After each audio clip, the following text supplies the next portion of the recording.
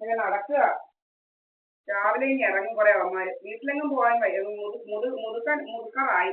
19 ഇങ്ങനെ നടക്കുക. 19 വയസ്സ് ആയി എല്ലാവരും നടക്കുക ഇങ്ങനെ.